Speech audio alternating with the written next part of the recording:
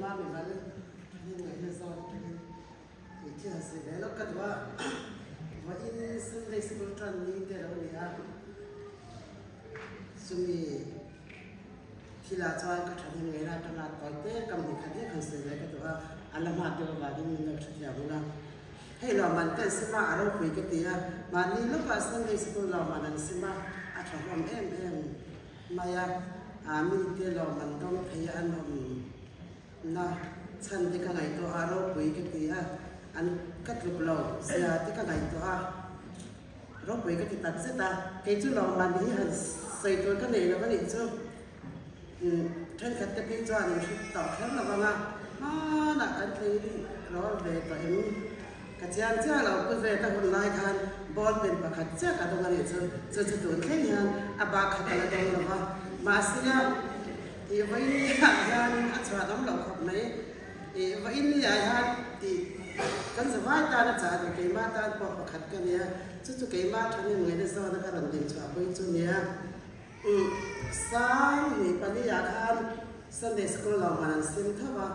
là này trả cái này mà cái gì vậy thì riêng rồi in trả là nó bé là khai bị công khai Sunday school cái là cái chân số đặc sản được làm được chứ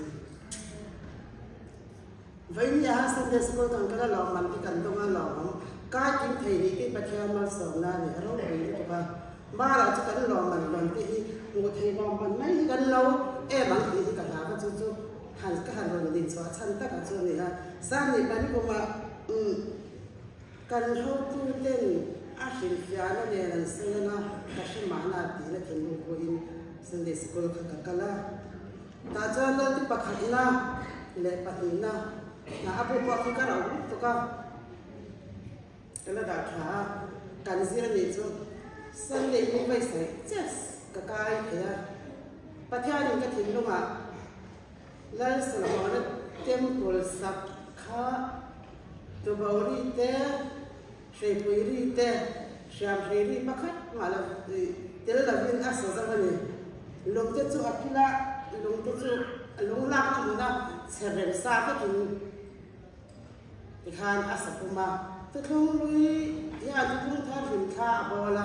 tu trốn cái gì tu thung thar bảo sao đi cái yan lan pa tem ko hi tu bảo là mình chuyên đi tiền nhá là mình cần sao cái gì kha thì cái tông về thế này chú cả lo mình có thể xem đây sẽ có cái to lắm đấy rồi nhá rồi đi cái đó vì như thế nhân cùng rồi nó cái này đâu mà cái về đấy chú thì không phải lo mình lo quỷ tông kha cái lo mình thì aro quỷ ấy mà cái đầu xem về tụ chú chú vàng thì cũng mình sang đi xong cái đi à sang đây sẽ